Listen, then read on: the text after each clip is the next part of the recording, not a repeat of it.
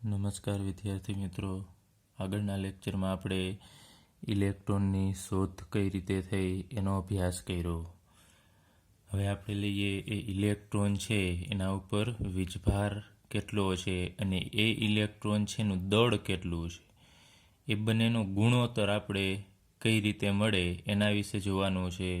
ઇલેક્ટ્રોનનો વીજભાર, એના ઉપર જે ઋણ વીજભાર છે એ, અને ઇલેક્ટ્રોનનું દળ કેટલું છે એ બંનેનો ગુણોત્તર કેટલો છે એના વિશે આપણે અભ્યાસ કરીશું.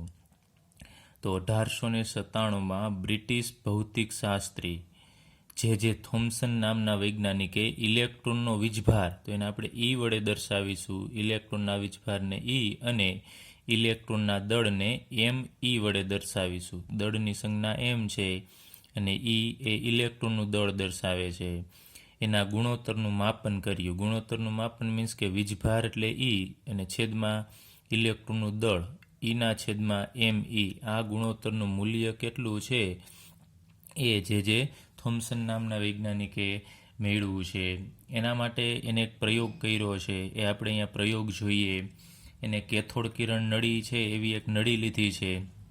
આગળ ઉપર આપણે રચના જોઈએ મુજબ જ અહીંયા એક કેથોડ છે, આ બાજુ એનોડ છે, પરંતુ એ એનોડની અંદર એક છિદ્ર છે, તમે જોઈ શકો છો. આપણે આગળ ઉપર અભ્યાસ કર્યો એમાં છિદ્રાળુ એનોડ ભણી ગયા હતા કે જેમાંથી કેથોડ કણો છે અથવા ઇલેક્ટ્રોન છે પસાર થઈ શકે છે. તો એવી જ રીતે અહીંયા એક છિદ્ર રાખેલું છે અને કેથોડ અને એનોડને અહીંયા ઉચ્ચ વોલ્ટેજ સાથે જોડી દેવામાં આવ્યા છે.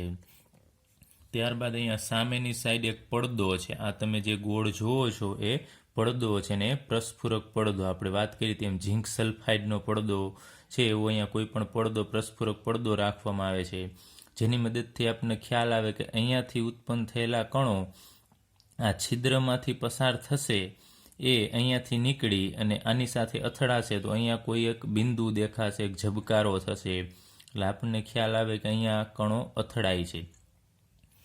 એક બીજી વસ્તુ કે કણ છે એ આ એક જે છિદ્ર છે ને એમાંથી જ બહાર નીકળશે. તો બધા કેથોડ કણો છે, ઇલેક્ટ્રોન આમાંથી બધા પસાર થતા નથી હોતા. અમુક જે અહીંયા અથડાશે એ તો ફરીથી અહીંયા બેટરીમાં દાખલ થઈ જશે, પણ અમુક જે આમાંથી પસાર થશે એ જ સીધા છે અહીંયા પ્રસ્ફુરક પડદા સાથે અથડાવાના છે. હવે એના માટે ઇલેક્ટ્રોનનો વીજભાર અને ગુણોત્તર નક્કી કરવા માટે સૌપ્રથમ આપણે લઈએ, ચાલો આ પ્રયોગ સ્ટાર્ટ કરીએ. તો જ્યારે એ વિદ્યુત પ્રવાહ પસાર કરવામાં આવે છે ત્યારે અહીંયાથી વિદ્યુત પ્રવાહ દાખલ થશે અને કેથોડ જે અહીંયા છે એની અંદર રહેલા ઇલેક્ટ્રોન, આપણે વાત કરી હતી કોઈ પણ કેથોડ લેશો તો એમાંથી જે કેથોડ કિરણો નીકળે છે એ બધા સરખા હોય છે, મીન્સ કે ઇલેક્ટ્રોન નીકળે છે. તો અહીંયા કોઈ પણ ધાતુનો તમે કેથોડ લેશો તો એમાંથી ઇલેક્ટ્રોન બધા નીકળે છે સરખા જ હશે, મીન્સ કે બધામાં ઇલેક્ટ્રોન આવેલા છે એવું કહી શકાય. તો અહીંયાથી જે કણો નીકળે છે, ચાલો આપણે જોઈએ.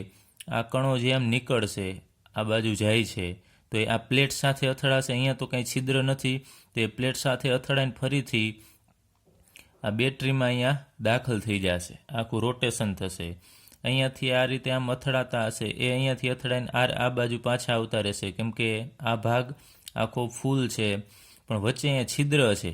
તો અમુક કણો છે તમે જુઓ છો કે એ સીધા એ ઇલેક્ટ્રોન છે એ આ છિદ્રમાં જો જશે તો એ આ બાજુ આવશે નહીં, તો એ છિદ્રમાંથી પસાર થઈ અને સીધા જ આ પાછળની સાઈડ, એનોડની પાછળની સાઈડ આમ જતા રહેશે.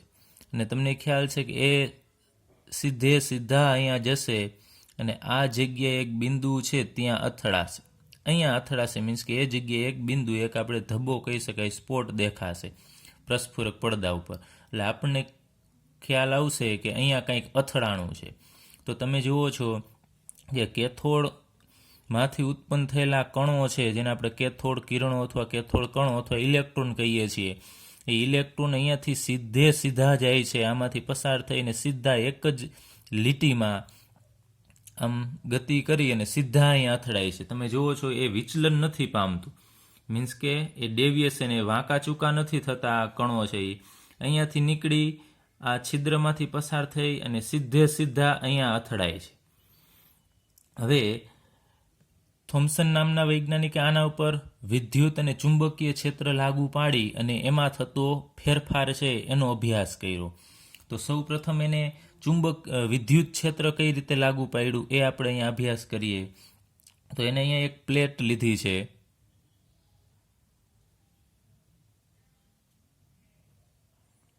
એટલે કે જે આપણે અહીંયા કેથોડ કહીએ છીએ એવી જે અહીંયા પ્લેટ લીધી છે, એને અહીંયા જોડી દીધું છે. આગળથી એ બેટરી સાથે જોઈન્ટ હશે. તો આ પ્લેટ છે પ્લસ વીજભારિત છે, ધન વીજભારિત, એટલે આપણે કહી શકાય કે એનોડ છે. અને સેમ એ જ રીતે અહીંયા એક નીચે પ્લેટ રાખવામાં આવી છે,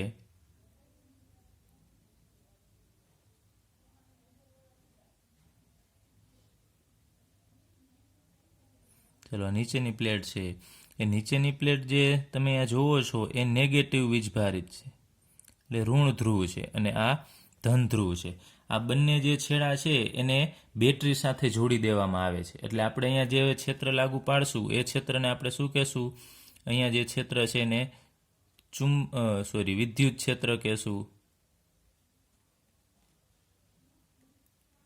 ચલો વિદ્યુત ક્ષેત્ર લાગુ પાડવામાં આવે છે, એટલે કે જે ઇલેક્ટ્રોન અહીંયાથી પસાર થાય છે એની ઉપર અને નીચે વિદ્યુત ક્ષેત્ર રાખવામાં આવે છે. એક પ્લેટ ઉપર અને એક પ્લેટ નીચે. ઉપરની પ્લેટ ધન વીજભારિત છે અને નીચેની પ્લેટ છે ઋણ વીજભારિત છે, એટલે આપણે વિદ્યુત ક્ષેત્ર લાગુ પાડીએ છીએ.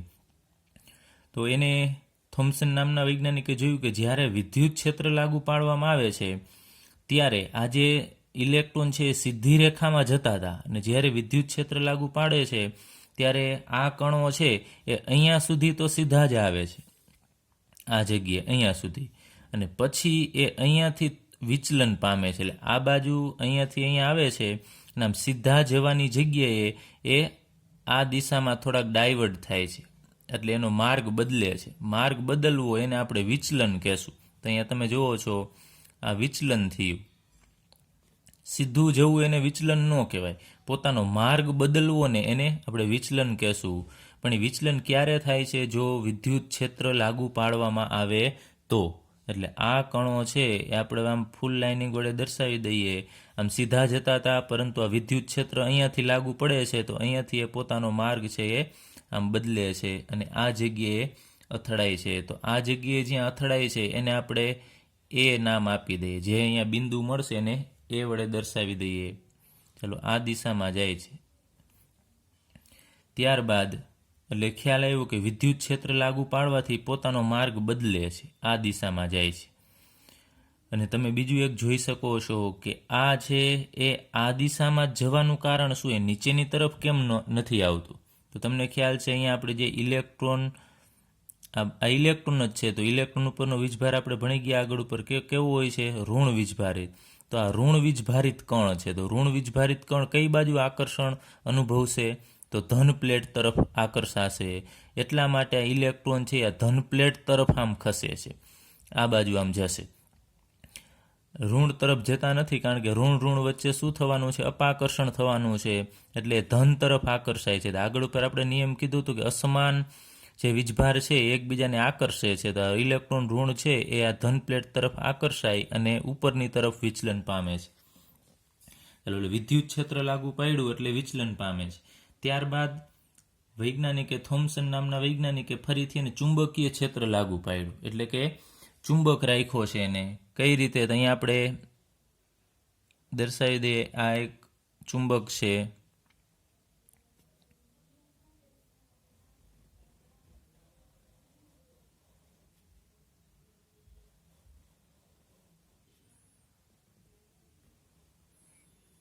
માનો કે આ રીતનો એક ચુંબક ગોઠવેલો છે, પરંતુ એ ચુંબક છે એની દિશા તમે જોશો તે લંબ છે એકબીજાને. આ ચુંબક અને વિદ્યુત ક્ષેત્ર છે એ એકબીજાને લંબ છે. આ છેડો N છે અને આ S ધ્રુવ છે.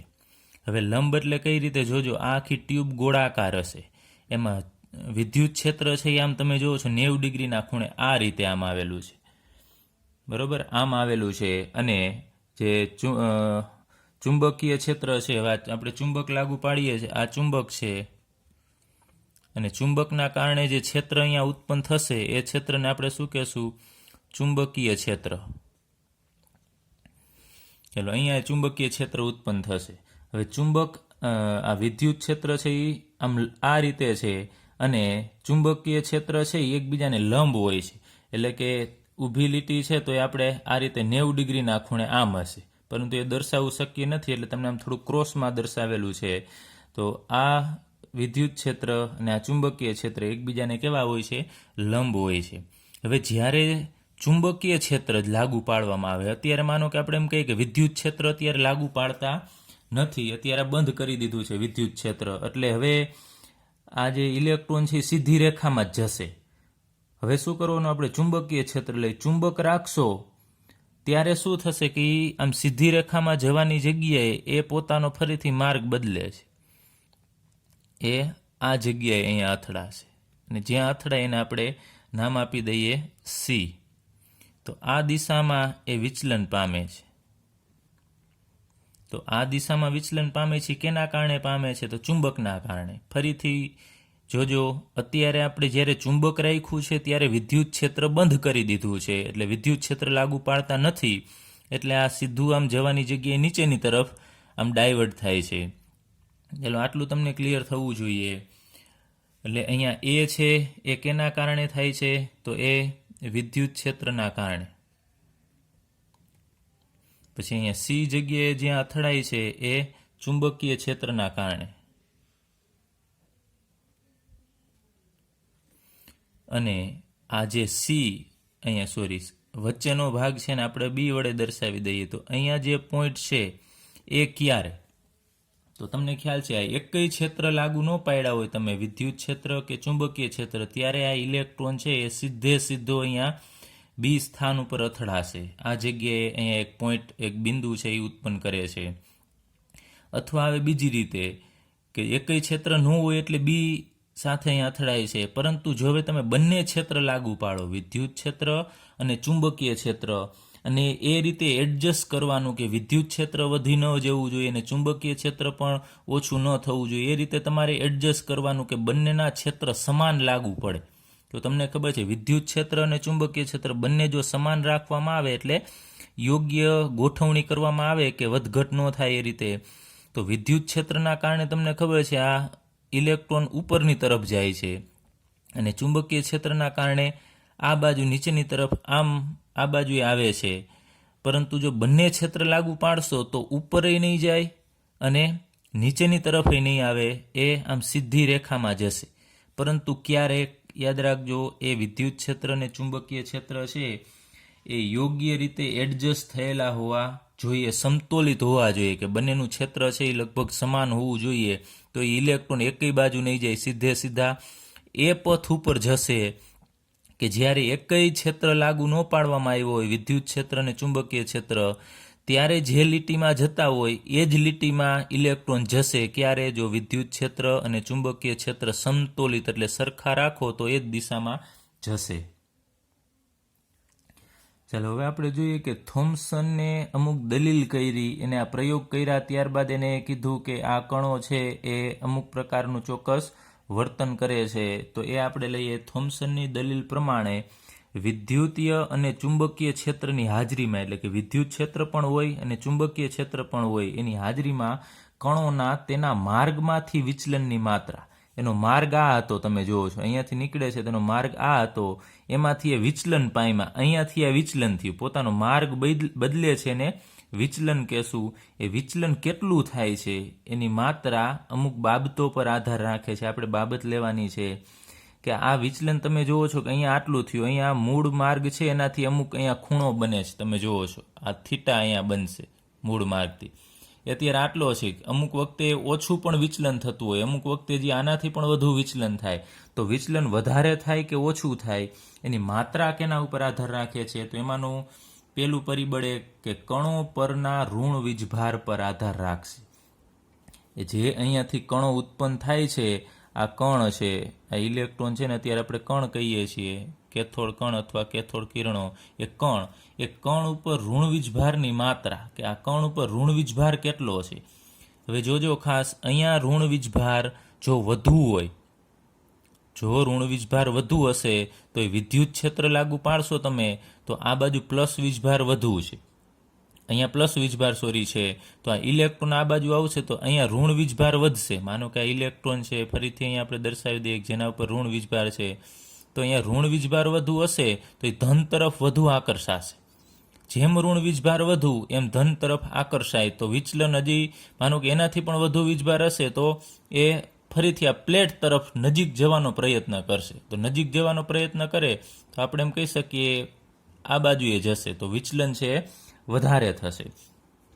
તો અહીંયા આપણને આપેલું છે કે કણો પરના વીજભારની માત્રા જેટલી વધારે, એટલે કે કણો ઉપર વીજભાર જેટલો વધારે તેટલી વિદ્યુતીય અથવા ચુંબકીય ક્ષેત્રની પારસ્પરિક ક્રિયા વધારે. એટલું જ વિદ્યુત અને ચુંબકીય ક્ષેત્ર છે એ વધારે પ્રમાણમાં પારસ્પરિક ક્રિયા કરશે એકબીજા સાથે, એટલે કે ઇલેક્ટ્રોનને વધુ આકર્ષશે આ વિદ્યુત ક્ષેત્ર હોય કે ચુંબકીય ક્ષેત્ર, તેથી વધારે વિચલન થશે. યાદ રાખજો, જેમ આના ઉપર વીજભાર વધારે ને એમ વિચલન કેવું થવાનું છે? વધારે, કારણ કે વધુ વીજભાર હોવાના કારણે પ્લેટ તરફ એ વધુ આકર્ષાશે. તો આપણે ટૂંકમાં કહેવું હોય તો કહી શકાય કે વિચલન છે એ કેના સમપ્રમાણમાં છે? તો એ જે તે વીજભાર, કણો ઉપર જેવો વીજભાર, અહીંયા આપણે ઇલેક્ટ્રોનની વાત કરીએ છીએ તો ઋણ વીજભાર છે તો એ ઋણ વીજભારની માત્રા ઉપર એના સમપ્રમાણમાં, ઇલેક્ટ્રોનના સંદર્ભમાં આપણે અથવા કોઈ પણ ઋણ કણ હશે તો એ ઋણ વીજભાર વધારે તો વિચલન એનું વધારે થશે. ચલો ત્યારબાદ આપણે બીજું પરિબળ જોઈએ કે કણોનું દળ. વિચલન છે એ કણના દળ ઉપર આધાર રાખે છે. તો કણો જેટલા હલકા વધારે હોય તેટલું વધારે વિચલન થશે. કણો જેટલા હલકા તેટલું વધારે વિચલન, એ આપણે સમજીએ. તો માનો કે આપણે કહીએ છીએ કે આ ઇલેક્ટ્રોન છે એની પાસે દળ ઓછું છે, એટલે હલકા છે. હલકા છે તો આ પ્લેટ તરફ ઝડપથી ખેંચાઈ જશે. કોઈ પણ વસ્તુ માનો કે તમારે ખેંચવી છે બીજા પાસેથી, જો એ હલકી વસ્તુ હશે તો ઝડપથી ખેંચાશે, અને વજનવાળી વસ્તુને આપણે ખેંચવી હોય તો એટલી બધી આપણા તરફ ઝડપથી ખેંચાશે નહીં. એ મુજબ જ અહીંયા જે કણ છે એનું જો દળ ઓછું હશે, એટલે કે હલકા હશે ને તો ઝડપથી જતા રહેશે. એટલે કોઈ પણ માનો કે વસ્તુ ખૂબ હલકી છે તો એને તમે પવનની મદદથી પણ ખસેડી શકો છો, અથવા કોઈ વજનદાર વસ્તુ છે એને તમારે પવનની મદદથી ખસેડવી હોય તો મુશ્કેલ છે. કારણ શું? એનું દળ. તો અહીંયા પણ વિચલન થાય છે એનું એક રીઝન એ છે એનું દળ. એટલે ફરીથી એક વખત લઈએ, જો દળ ઓછું હશે, હલકું હશે ને તો આ તરફ વધુ ખેંચાશે, એટલે એનું વિચલન વધારે. ચાલો, કણોનું દળ, કણ જેટલા હલકા તેટલું વધારે વિચલન. તો આપણે અહીંયા એનું બીજું એક સૂત્ર ખાલી સમજવા પૂરતું બનાવવું તો બનાવી શકાય કે વિચલન છે એ પ્રપોઝનલ ટુ 1/દળ. દળ અને વિચલન એકબીજાના વ્યસ્ત પ્રમાણમાં છે. જો દળ વધુ હશે, વધારે દળ હોય ને તો ઉપરની તરફ ખેંચાશે નહીં, તો વિચલન ઓછું થાય, અને જો દળ ઓછું હશે તો વિચલન વધી જશે. એટલે હલકું હોય તો ઝડપથી ખેંચાઈ જાય, અને વજનદાર હશે તો એ ઝડપથી ખેંચાશે નહીં. આ મુજબ એના પછી લઈએ આપણે ત્રીજું પરિબળ કે વિદ્યુતીય અથવા ચુંબકીય ક્ષેત્રના બળ ઉપર. આપણે જે વિદ્યુત ક્ષેત્ર અથવા ચુંબકીય ક્ષેત્ર જે લાગુ પાડીએ છીએ, અહીંયા આપણે ઉપર જોયું, તો જો વિદ્યુત ક્ષેત્ર વધુ હોય, એટલે તમે જો મોટી બેટરી રાખેલી હોય, વધારે પ્રમાણમાં વોલ્ટેજ આપશો તો એની જે શક્તિ છે ખેંચવાની એ વધી જશે. એટલે માનો કે કોઈ પણ નાની બેટરી રાખીએ અથવા આપણે મોટી બેટરી રાખીએ તો એનું જે ક્ષેત્ર હશે એ બદલી જશે. તો વિદ્યુત ક્ષેત્ર જો પ્રબળ હશે, એટલે મોટી બેટરી હશે તો એની ખેંચવાની શક્તિ વધારે હશે, તો આ ઋણ વીજભારિત કણ છે એને પોતાની તરફ વધુ ખેંચશે. પણ ક્યારે? જો આ વિદ્યુત ક્ષેત્ર પ્રબળ હોય તો. અને તમે નાની બેટરી રાખશો તો આની કેપેસિટી ખેંચવાની ઓછી હશે, તો આમ ઓછું વિચલન થશે. ઓછું વિચલન એટલે ખાસ ધ્યાન રાખજો, એ આમ નજીક, એનું મૂળ માર્ગ છે એનાથી આમ થોડો જ ખસતો હોય આ બાજુ, તો એનું વિચલન ઓછું થયું કહેવાય. પરંતુ જો એ વધારે પ્રમાણમાં ખેંચાતો હોય ઉપરની તરફ આમ, તો એનું વિચલન વધારે થશે. એ જ રીતે ચુંબકની વાત કરીએ, જો તમે નાનો ચુંબક રાખશો તો એનું ચુંબકીય ક્ષેત્ર ઓછું હોય તો એ એના મૂળ માર્ગ હતો એનાથી થોડોક જ ખસશે, તો આટલે જ જશે આ જગ્યાએ. પરંતુ જો ચુંબક મોટો રાખો તો એની શક્તિ વધી જશે, ચુંબકીય ક્ષેત્ર વધી જાય તો એનું વિચલન છે એ વધી જશે. માનો કે એનાથી પણ મોટો ચુંબક રાખશો તો એ ચુંબક આ કણોને વધુ ખેંચશે, તો એ આ તરફ ખેંચાશે, એટલે વિચલન એનાથી પણ વધી જશે. તો અહીંયા આપણે ભણી ગયા આ 3 પોઈન્ટ કે વિચલનની માત્રા. અહીંયા જોઈએ કે વિદ્યુતીય અથવા ચુંબકીય ક્ષેત્રના બળ પર તો ઇલેક્ટ્રોનનું વિચલન વિદ્યુત ધ્રુવો વચ્ચેના વોલ્ટેજના વધારા સાથે, અહીં આપણે વાત કરી હતી કે વોલ્ટેજ વધે, વિદ્યુત ક્ષેત્ર વધારવું એટલે વોલ્ટેજ, મોટી બેટરી રાખવાની, તો વોલ્ટેજના વધારા સાથે વધે. શું વધે? ઇલેક્ટ્રોનનું વિચલન છે. વોલ્ટેજ વધશે તો વિચલન પણ વધે છે. અને ચુંબકીય ક્ષેત્રની પ્રબળતા, એટલે મોટો ચુંબક રાખશો તો એની પ્રબળતા વધે તો પણ વિચલન છે વધશે. તો આપણે કહી શકાય કે વિચલન છે વિદ્યુતીય અથવા ચુંબકીય ક્ષેત્ર છે એના સમપ્રમાણમાં હોય. આ બંને વધશે તો વિચલન પણ વધશે.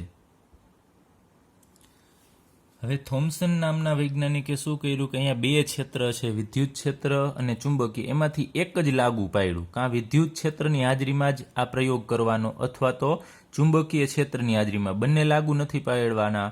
તો એ થોમ્સને આ બેમાંથી એક, એટલે વિદ્યુત ક્ષેત્ર અથવા ચુંબકીય ક્ષેત્ર બેમાંથી એકની હાજરીમાં વિચલન એને કરાવ્યું આ કણનું, અને કેટલું વિચલન થાય છે એના આધારે એને અહીંયા જે કણ છે, કણ તરીકે અહીંયા આપણે લઈએ ઇલેક્ટ્રોન છે, આ ઇલેક્ટ્રોન ઉપર વીજભાર કેટલો છે, કેમ કે આ વીજભારના આધારે અહીંયા એ વિચલન પામશે. આપણે વાત કરીએ એમ વિદ્યુત ક્ષેત્ર વધારો તો આ વધારે તરફ આમ વિચલન પામે છે, ખેંચાશે, અને ઓછું વિદ્યુત ક્ષેત્ર હોય તો ઓછું વિચલન પામશે. તે વિચલન પામવાના આધારે એને શું કર્યું, આ જે કણ છે ઇલેક્ટ્રોન, એના ઉપર કેટલો ઋણ વીજભાર છે એ અને એનું દળ છે એના આધારે એનો ગુણોત્તર છે નક્કી કર્યો, ચોકસાઈપૂર્વક એને માપન કર્યું વિચલનના આધારે, કે અહીંયા વિચલન કેટલું થાય છે એના આધારે અહીંયા ઇલેક્ટ્રોનનું આપણે વાત કરીએ એમ વીજભાર અને દળનો ગુણોત્તર નક્કી કર્યો. તો આપણે એ ગુણોત્તર લઈએ. ઉપર આપણે લેવાનો છે ઇલેક્ટ્રોનનો વીજભાર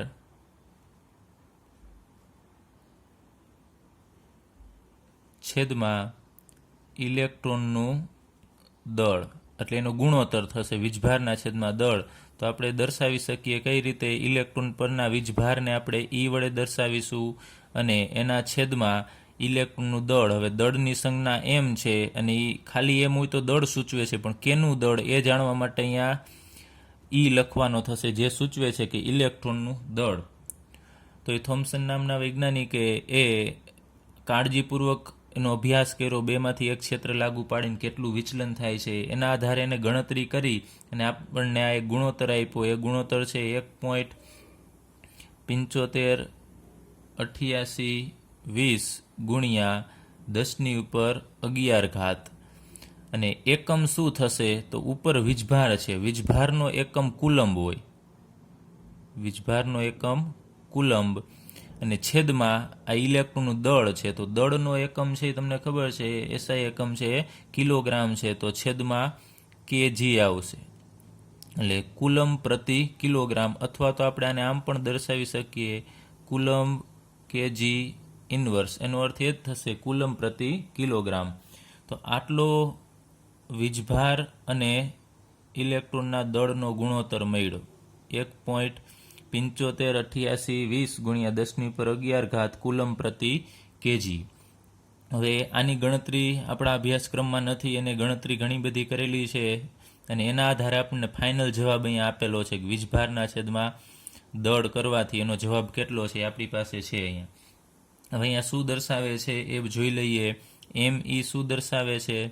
તો એમ ઈ છે એ ઇલેક્ટ્રોનનું દળ કિલોગ્રામમાં દર્શાવે છે, અને ઈ શું દર્શાવે છે? તો ઈ છે એ ઇલેક્ટ્રોન પરનો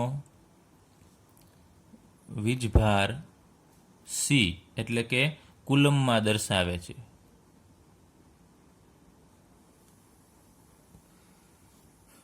તો હવે એના ઉપરનો ઇલેક્ટ્રોન પરનો વીજભાર કેવો હશે તમને ખ્યાલ છે? ઋણ છે, કારણ કે એ વિદ્યુત ક્ષેત્રમાં ધન તરફ આકર્ષાય છે, તો ઇલેક્ટ્રોન ઋણ વીજભારિત છે એમ આપણે કહી શકાય.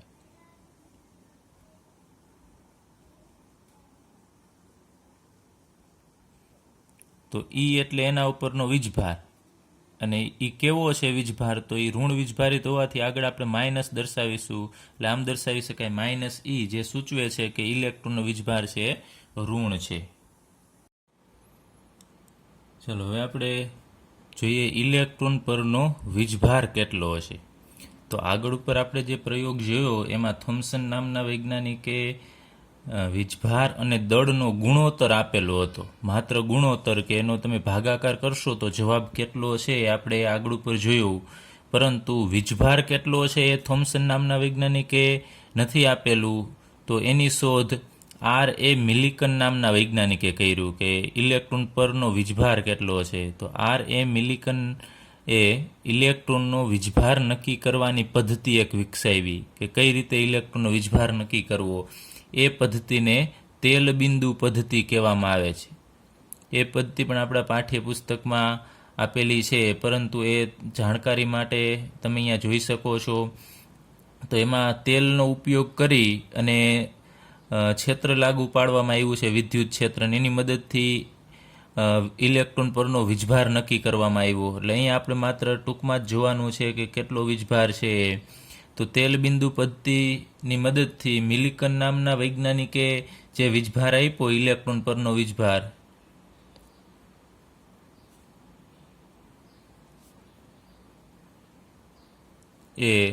એને કેમ કે વીજભાર નેગેટિવ છે તો ખ્યાલ આવ્યો, એટલે ઋણ -1.6 ગુણ્યા 10⁻⁻⁹ કુલંબ આટલો વીજભાર એક ઇલેક્ટ્રોન ઉપરનો છે. યાદ રાખજો, એક ઇલેક્ટ્રોન પરનો વીજભાર -1.6 ગુણ્યા 10⁻⁹ કુલંબ આટલો વીજભાર છે એ એક ઇલેક્ટ્રોન પરનો છે. એ કેને આપ્યું?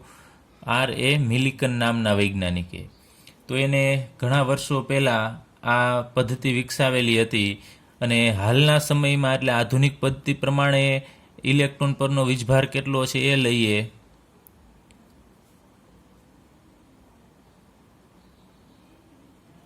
જે ઇલેક્ટ્રોન પરનો વીજભાર છે કેટલો મળ્યો છે?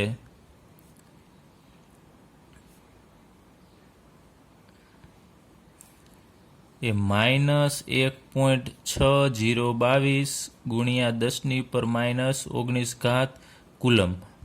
તો હાલના આધુનિક સમયમાં પ્રયોગ કરી અને એક ઇલેક્ટ્રોન પરનો વીજભાર મેળવો તો એ -1.6022 ગુણ્યા 10⁻⁻⁹ મળ્યું. તો તમે જુઓ છો આ બંનેમાં કાંઈ ખાસ ડિફરન્સ નથી, એકબીજાની ખૂબ જ નજીક વેલ્યુ છે આ. તો એ સમયે મિલિકન નામના વૈજ્ઞાનિકે જે આપણને વીજભાર આપેલો હતો એ કહી શકાય કે અત્યારે આધુનિક સમયમાં જે ઇલેક્ટ્રોન પરનો વીજભાર નક્કી કરાયો એને ઘણો બધો મળતો આવે છે. એક્ઝેક્ટ આપણે કહી શકાય લગભગ સમાન જેવો જ છે, માત્ર પોઈન્ટ પછીના અમુક અંક છે એમાં જ ફેરફાર જોવા મળે છે. ત્યારબાદ એને આ ઇલેક્ટ્રોનના વીજભાર ઉપરથી ઇલેક્ટ્રોનનું દળ કેટલું છે એ નક્કી કર્યું, અને એ કઈ રીતે નક્કી કર્યું એ આપણે જોઈએ. તો એના માટે ઇલેક્ટ્રોનનું દળ મેળવવા માટે ME બરાબર E એટલે વીજભારના છેદમાં જે આગળ ઉપર થોમ્સને જે આપણને ગુણોત્તર આપેલો હતો એ ગુણોત્તર લઈએ, Eના છેદમાં E/ME એટલે આ આખો ગુણોત્તર છે. તો એ વીજભાર કેટલો અહીંયા આપણને મળ્યો એ લખીએ 1.6022 ગુણ્યા 10⁻⁹ એ હાલના સમયનો જ આપણે લખ્યો છે અહીંયા, છેદમાં આ જે ગુણોત્તર છે એ આગળ આપણે જે ભણી ગયા એ મુજબ 1.758820 ગુણ્યા 10⁻11 અને એકમ જુઓ તો આનો એકમ કુલંબ છે, કેમ કે વીજભારનો એકમ કુલંબ, અને આનો એકમ કુલંબ પ્રતિ કેજી થશે. તો અહીંયા કુલંબ ઉડી જશે તમે જુઓ છો, અને કેજી છે એ આ કુલંબના છેદમાં કહેવાય, છેદનો છેદ અંશમાં જશે.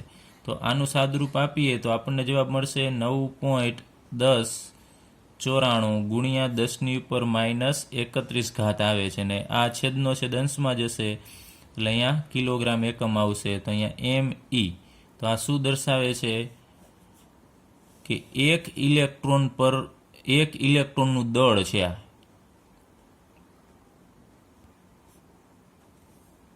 આટલા કિલોગ્રામ છે, પણ જોવો જ તમે અહીંયા માઇનસ છે એટલે ઘણું બધું ઓછું દળ કહેવાય. એક ઇલેક્ટ્રોનનું દળ આ રીતે મળ્યું, અને એક ઇલેક્ટ્રોન પરનો વીજભાર આટલો છે, યાદ રાખજો. હવે આ કઈ રીતે આવ્યું, બીજી રીતે આપણે જોવું હોય તો એ રીતે પણ આપણે ગણતરી કરી શકીએ. બીજી રીતે તો આપણને ખ્યાલ છે આગળ ઉપર આપણે ભણી ગયા એ મુજબ Eના છેદમાં ME બરાબર 1.75 75 88 20 ગુણ્યા 10⁻11. આ આપણે આગળ ઉપર ગુણોત્તર છે એ થોમ્સને આપેલો હતો, એ અહીંયા આપણે લખેલો છે. આપણે મેળવવું શું છે? આ દળ મેળવવું છે. વીજભાર તો આપણી પાસે છે, આ ઇલેક્ટ્રોન પરનો વીજભાર, એટલે આપણે એને ઈ વડે દર્શાવીએ. ઈ આપણી પાસે છે, બરોબર. તો એમ ઈને કરતા બનાવો છે, આને અંશમાં લઈ જઈએ એટલે એમ ઈ આ છેદમાં આવશે 1.75 88 20 ગુણ્યા 10⁻11. આને છેદમાં લઈ આવવાનું છે. હવે ઈની વેલ્યુ આપણી પાસે છે અહીંયા કેટલી છે? તો 1.60 20 ગુણ્યા 10⁻−19. ચાલો, તો તમે જુઓ છો અહીંયા એ જ ગુણોત્તર આવ્યો છે. ઈના છેદમાં આખો ગુણોત્તર આવી ગયો છે. તો એમ ઈનું તમે સાદરૂપ આનો તમે ગુણોત્તર છે એ મેળવશો તો એનું સાદરૂપ આપણને મળે છે 9.1094 ગુણ્યા 10⁻31 kg. તો આ રીતે પણ તમે મેળવી શકો કે ગુણોત્તર હતો એમાં ઈની વેલ્યુ તમારે મૂકી દેવાની છે અને એમ ઈને ઉપર જવા દેવાનો, આને છેદમાં અહીંયા આવવા દેવાનો હશે. તો આનું સાદરૂપ આપશો એટલે આપણને 1 ઇલેક્ટ્રોનનું દળ મળશે. તો યાદ રાખજો, 1 ઇલેક્ટ્રોન પરનો વીજભાર આ થશે અને 1 ઇલેક્ટ્રોનનું દળ આટલું છે. હવે આપણે પ્રોટોન અને ન્યુટ્રોનની શોધ વિશે અભ્યાસ કરીએ. આગળ ઉપર આપણે ઇલેક્ટ્રોનની શોધ જે ભણી ગયા વિસ્તારપૂર્વક, એટલી વિસ્તારપૂર્વક આપણે પ્રોટોન અને ન્યુટ્રોનની શોધનો અભ્યાસ નથી કરવો. અહીંયા ટૂંકમાં આપેલું છે અહીંયા આપણને કઈ રીતે પ્રોટોન અને ન્યુટ્રોનની શોધ થઈ. તો એના માટે ફેરફારવાળી કેથોડ કિરણ નળી, અહીંયા જે કેથોડ કિરણ નળી છે એમાં થોડાક ફેરફાર કર્યા, અમુક એનોડ કેથોડ છે થોડા બદલાવ્યા, અંદર થોડી ઘણી ફેરફાર કર્યો. એ ફેરફારવાળી કેથોડ કિરણ નળીમાં વિદ્યુત વિભાર કરતા, એટલે આગળ ઉપર આપણે જેમ વાયુ ભરી અને વિદ્યુત વિભાર કરતા, એ ધન વીજભારિત કણોની શોધ થઈ.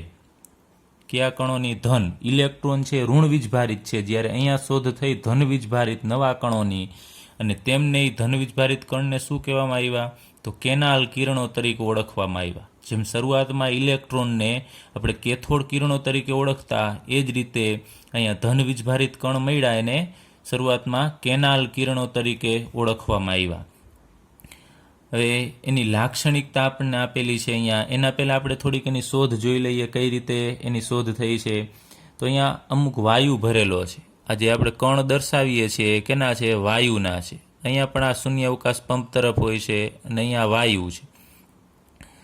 હવે આ બાજુ છિદ્રાળુ કેથોડ લેવામાં આવ્યો છે.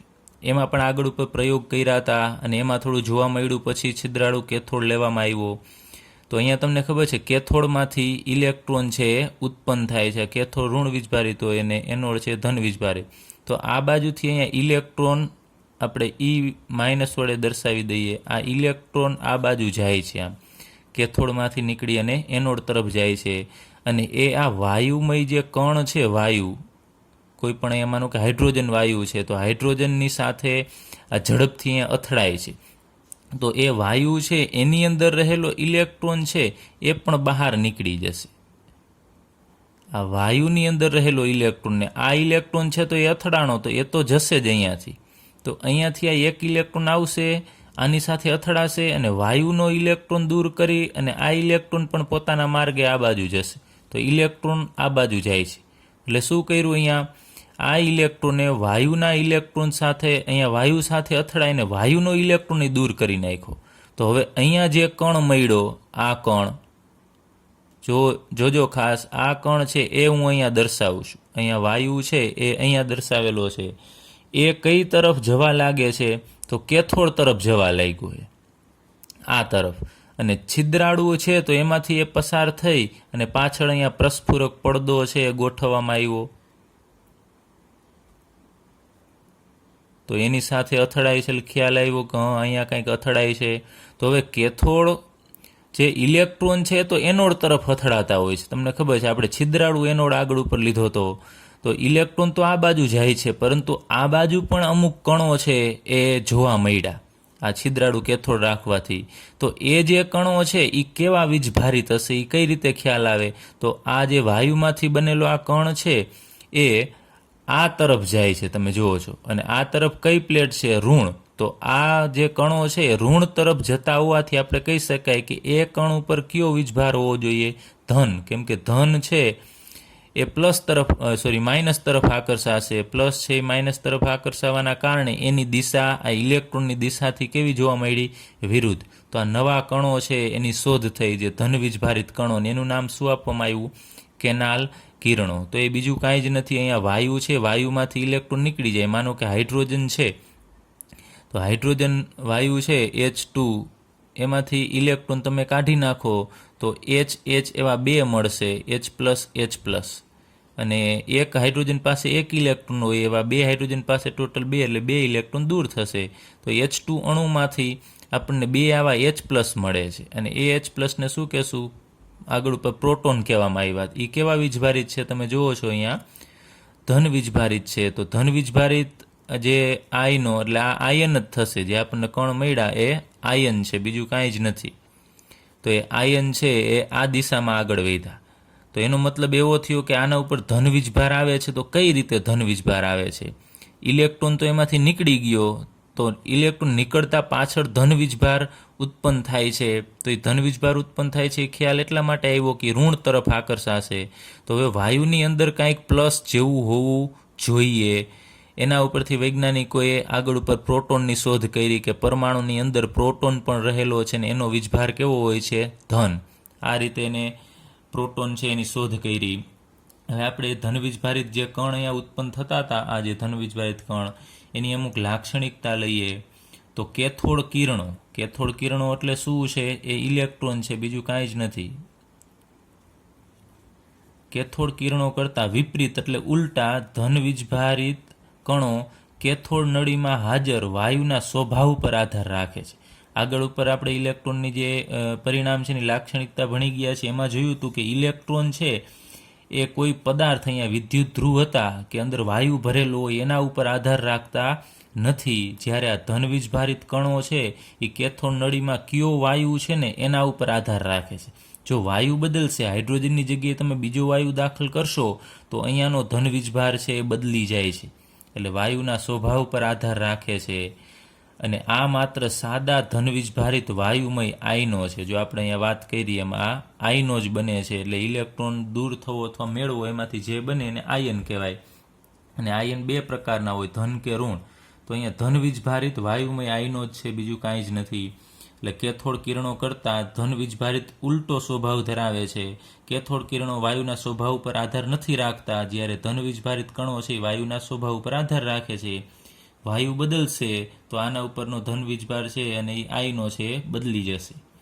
ત્યારબાદ કણોના વીજભાર અને દળનો ગુણોત્તર વાયુ કે જેમાંથી તે ઉદ્ભવે છે તેના પર આધાર રાખે છે.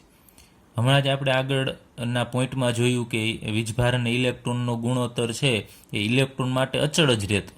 એ ગુણોત્તર છે જો કેથોડ કિરણ અથવા ઇલેક્ટ્રોન હોય તો એના માટે તમે કોઈ પણ વાયુ ભરેલો હોય અથવા કોઈ પણ અહીંયા કેથોડ લીધેલો હોય તો બધા માટે સરખો મળે છે. જ્યારે આ ધન વીજભારિત કણો છે, કેનાલ કિરણો, એના માટે કણોનો વીજભાર અને દળનો ગુણોત્તર કેના ઉપર આધાર રાખે છે? વાયુ ઉપર આધાર રાખે છે. કે એ વાયુમાંથી, અહીંયા જુઓ છો હાઇડ્રોજન છે, એમાંથી આ ધન વીજભારિત કણો અહીંયા ઉત્પન્ન થાય છે. તો આના દળ પ્રમાણે આનું દળ હોય છે. એટલે હાઇડ્રોજનનું દળ ઓછું છે તો એમાંથી ઉત્પન્ન થતો જે આ પ્રોટોન છે એનું દળ પણ ઓછું હશે. અને બીજો કોઈ પણ આયન હોય તો એનું દળ છે જે તે વાયુ ઉપર આધાર રાખે છે. એવું આપણને આ લાક્ષણિકતામાં કહીએ છીએ. ચાલો, ત્યારબાદ કેટલાક ધન વીજભારિત કણો વિદ્યુત ભારના મૂળભૂત એકમના ગુણક જેટલો વીજભાર ધરાવે છે. મીન્સ કે વીજભાર, આપણે ઇલેક્ટ્રોન પરનો વીજભાર કેટલો વાત કર્યો તો E છે એનો વીજભાર છે -1 એપ્રોક્સિમેટલી આપણે લઈએ 1.6 × 10⁻⁻19 કુલમ જેટલો. તો મૂળભૂત એકમ છે કુલમ છે એના આ એક ઇલેક્ટ્રોન પરનો છે એના ગુણકમાં, એટલે કે 1, 2, 3, 4, 5 એને ગુણવાના એ મુજબ મળે છે. એટલો ધન વીજભાર મળે. આને મલ્ટીપ્લાય તમારે 2, 3, 4 વડે ગુણવાનો, એટલો ધન વીજભાર છે જે તે કણ ઉપર હોય. ત્યારબાદ ચુંબકીય અથવા વિદ્યુતીય ક્ષેત્રની હાજરીમાં આ કણોની વર્તુણક ઇલેક્ટ્રોન અથવા કેથોડ કિરણો કરતાં તદ્દન વિપરીત છે. જો ચુંબકીય ક્ષેત્ર લાગુ પાડવામાં આવે અથવા વિદ્યુત ક્ષેત્ર લાગુ પાડવામાં આવે તો જે રીતે કેથોડ કિરણો અથવા ઇલેક્ટ્રોન છે એની વર્તુણક હતી એના કરતાં આની ઉલટી છે. જેમ કે અહીંયા જો હવે તમે પ્લેટ રાખશો આ બાજુએ આ માનો કે પ્લેટ છે, અહીંયા બીજી કોઈ એવી પ્લેટ રાખી દઈએ, વિદ્યુત ક્ષેત્ર લાગુ પાડો તો તમને ખ્યાલ છે ઇલેક્ટ્રોન છે એ કઈ બાજુ આકર્ષાતા હતા, તો ઋણ પ્લેટ તરફ આકર્ષાતા, જ્યારે અહીંયા આ જે ઇલેક્ટ્રોન ધન પ્લેટ તરફ આકર્ષાતા હતા, જ્યારે આ બાજુએ અહીંયા ધન વીજભારિત કણો છે એ ઋણ તરફ આકર્ષાશે. એકદમ ઇઝી છે. ઇલેક્ટ્રોન પર ઋણ વીજભાર હતો તો એ ધન તરફ આકર્ષાતા હતા, જ્યારે આના ઉપર ધન છે તો એ કયા ક્ષેત્ર તરફ આકર્ષાશે, તો ઋણ વીજભારિત ક્ષેત્ર તરફ આકર્ષાશે. એ જ રીતે ચુંબકીય ક્ષેત્ર લાગુ પાડો તો પણ એ ઇલેક્ટ્રોન કરતાં વિરુદ્ધ દિશા તરફ એ આકર્ષણ પામે છે. માનો કે અહીંયા આપણે લઈએ આ પ્લસ ભાગ છે અને આ માઇનસ પ્લેટ છે, અહીંયાથી આ ધન વીજભારિત કણ છે એ પસાર થાય છે, તો તમને ખબર છે ધન વીજભાર હોવાથી એ કઈ તરફ જશે, તો આ ઋણ પ્લેટ છે એના તરફ આમ જશે, આ બાજુ વિચલન પામશે, જ્યારે ઇલેક્ટ્રોન આમ ઉપરની તરફ જતા હતા. એટલે ઇલેક્ટ્રોન કરતાં આનું વિચલન છે તદ્દન વિપરીત હોય છે. ચલો, તો અહીંયા આપણે વાત કરીએ હાઇડ્રોજનમાંથી ઉત્પન્ન થતા જે ધન આયન છે એ સૌથી હલકા છે. યાદ રાખજો, સૌથી નાના અને હલકા ધન આયન છે એ હાઇડ્રોજનમાંથી ઉત્પન્ન થાય છે.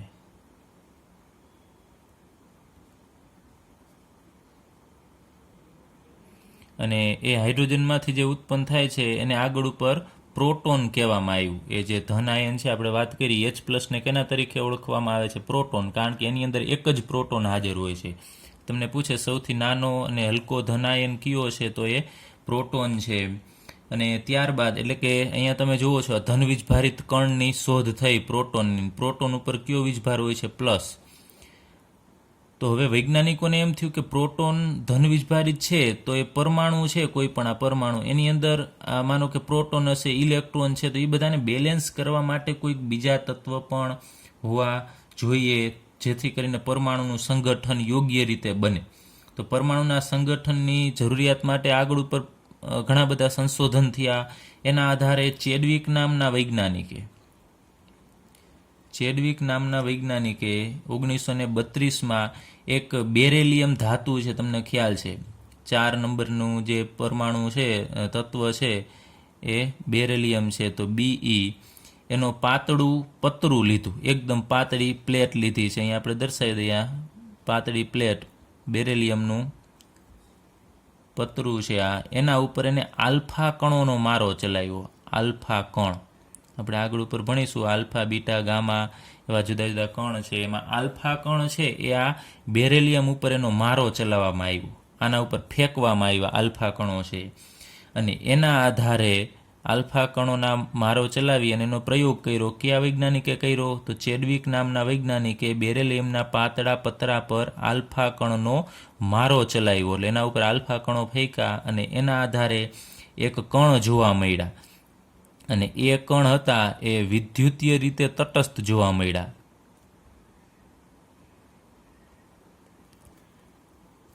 વિદ્યુતીય રીતે તટસ્થ એટલે જેમ કે પ્રોટોન છે આ બાજુ ખેંચાતો હતો અને ઇલેક્ટ્રોન ઉપરની તરફ જતો હતો. તો આમાંથી એવા કણ વૈજ્ઞાનિકોને નવા જ કણ મળ્યા. એ કણ છે એ એકઈ તરફ ખેંચાતા નહોતા, આમ સીધે સીધા જતા હતા. તો એનો મતલબ કે એકઈ તરફ ન જતા હોય તો એ કણ ઉપર કોઈ પણ પ્રકારનો વીજભાર હશે નહીં. તો જે નવા કણ ઉત્પન્ન થયા એ વિદ્યુતીય રીતે તટસ્થ હતા, એના ઉપર કોઈ પ્લસ માઇનસ ચાર્જ હશે નહીં. અને એ વિદ્યુતીય રીતે તટસ્થ જે કણ છે એને આગળ ઉપર ન્યુટ્રોન નામ આપવામાં આવ્યું, એ ન્યુટ્રોન તરીકે ઓળખાણ. અને આ ન્યુટ્રોનનું દળ એ આપણે ભણી ગયા અહીંયા પ્રોટોનનું દળ છે ને એના કરતાં થોડું વધારે હોય છે. ન્યુટ્રોનનું દળ પ્રોટોન કરતાં સહેજ વધારે હોય છે. તો આ રીતે ઇલેક્ટ્રોન, પ્રોટોન અને ન્યુટ્રોનની શોધ થઈ. વચ્ચે ઘણા બધા વર્ષો છે એ પસાર થઈ ગયા છે, એમ ડાયરેક્ટલી 3 કણની શોધ થઈ નથી. ઘણા બધા વર્ષોનો વચ્ચે ગેપ છે અને ધીમે ધીમે આની શોધ થઈ છે. છેવટે ચેડવિકે 1932માં બેરેલિયમના પતરા ઉપર આલ્ફા કણનો મારો ચલાવી અને નવા કણ મેળવા એ કણ વિદ્યુતીય રીતે તટસ્થ હતા. એ આ રીતે વિદ્યુત ક્ષેત્ર લાગુ પાડવાથી ખ્યાલ આવે કે એકેય તરફ એ ખેંચાતા નથી, તો એ વિદ્યુતીય રીતે તટસ્થ હોવા જોઈએ. અને એ આગળ ઉપર ન્યુટ્રોન તરીકે ઓળખાણા. ન્યુટ્રોનનું દળ છે એ પ્રોટોન કરતાં સહેજ વધારે હોય છે. આપણને પાઠ્યપુસ્તકમાં આપણે જે હમણાં અભ્યાસ કર્યો ઇલેક્ટ્રોન, પ્રોટોન અને ન્યુટ્રોન, એની માહિતી કોષ્ટક 2.1માં આપેલી છે. ઇલેક્ટ્રોનની સંજ્ઞા E છે, પ્રોટોનની સંજ્ઞા P અને ન્યુટ્રોનની સંજ્ઞા N.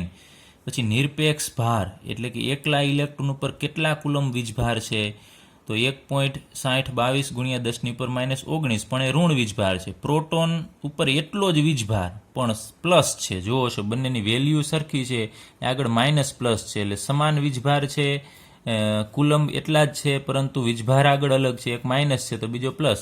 પછી સાપેક્ષ ભાર એટલે આની સાપેક્ષે આનો કેટલો વીજભાર, તો જો આના વીજભારને આપણે -1 કહીએ તો આના વીજભારને +1. જ્યારે ન્યુટ્રોન ઉપર કોઈ વીજભાર નથી એટલે 0, કારણ કે એક ક્ષેત્ર તરફ આકર્ષાતો નથી. પછી ઇલેક્ટ્રોનનું દળ 9.1093 × 10⁻31 છે. પ્રોટોનનું દળ એના કરતાં વધુ છે, જો ઘણું બધું. ઇલેક્ટ્રોન કરતાં પ્રોટોન છે એ ઘણો બધો વધારે વજનમાં છે. અને આપણે વાત કરીએ એમ ન્યુટ્રોન છે એનું દળ પ્રોટોન કરતાં થોડુંક વધારે છે. ઘાત જુઓ છો સરખી છે, પણ આ આંકડા તમે મેચ કરશો તો અહીંયા 72-62 છે, જ્યારે અહીંયા 74-93 છે. એટલે પ્રોટોન કરતાં ન્યુટ્રોન થોડોક વધારે હેવી છે. અને એનું દળ આપણે લઈએ યુનિફાઈડ માસમાં કેટલું છે, અહીંયા 0.00054 ઇલેક્ટ્રોનનું, પ્રોટોનનું 1.00727 અને ન્યુટ્રોનનું દળ યુનિફાઈડ માસમાં 1.00867. અને આશરે દળ કેટલું એપ્રોક્સિમેટલી તમે લખો તો અહીંયા જો 0.000 છે તો એ એપ્રોક્સિમેટલી 0, અહીંયા 1.00 છે તો 1 અને અહીંયા પણ 1.00 છે તો 1. તો દળ વધારે કેનું છે, પ્રોટોન અને ન્યુટ્રોનનું છે. ઇલેક્ટ્રોનને આપણે અવગણીએ છીએ સામાન્ય રીતે કે એનું દળ લગભગ અવગણી શકાય એટલું છે. તો પ્રોટોન અને ન્યુટ્રોન બેમાંથી તમને પૂછે કે વધુ વજનવાળો પદાર્થ કયો છે, તો ન્યુટ્રોન. જોવો છો તમે અહીંયા આ યુનિફાઈડ માસમાં જોશો તો અહીંયા 728 છે, જ્યારે અહીંયા 862 છે પોઈન્ટ પછીના અંકમાં, એટલે ન્યુટ્રોન થોડો વજનમાં વધારે છે.